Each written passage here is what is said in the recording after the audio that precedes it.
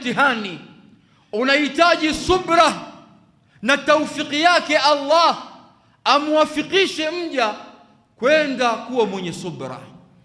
Wa ahlullah wa ahbabihi, na wale watu wa Mola wao na vipenzi vyake Allah, idha ibtalahum Allah bi shay'in qamu biwadhifati hadha al-ibtila fasabaru وانتظروا الفرج من الله عز وجل واحتسبوا الأجر على الله.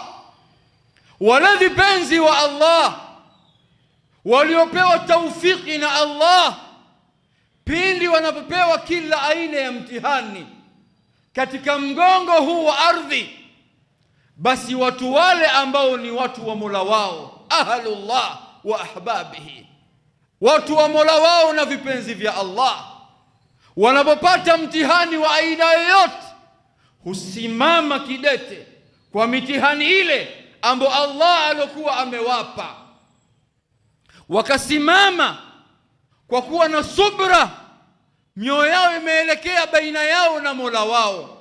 Lakini ile subra waliokuwa nayo wakasubiri faraja inayotoka kwa Allah, wahtasibu al-ajra ala Allah, wakawa na matarajio ya thawabu kutoka kwa Allah tabaraka wa taala. Fahasala lahum bidhalik, walivyoyatelekeza haya wakayafanyia kazi haya, yakatokea kwa wao rifaatul maqamat, Allah akawanyanyua kwa sababu wamepata mitihani, wakawa na subra, wakasubiri faraja na matumaini kutoka kwa Mola wao, lakini wakatarajia kheri kutoka kwa Allah. Allah akawanyanyua katika daraja. Kwa nini? Wa min al-ma'lum ayuha al-ahbab fi Allah anna al-bala yahtaju as-sabr wa anna as-sabr manzilatun 'aliya.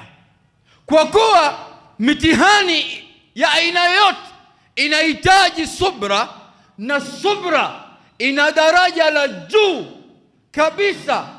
Kila mwenye kusifika kwa sifa ya subra, malipo yake ya uvumilivu wake na subra yake hakuna katika mizani inaweza ikapimwa subra ile, kwa sababu Allah mwenyewe anasema innama yuwaffa sabiruna ajrahum bighairi hisab.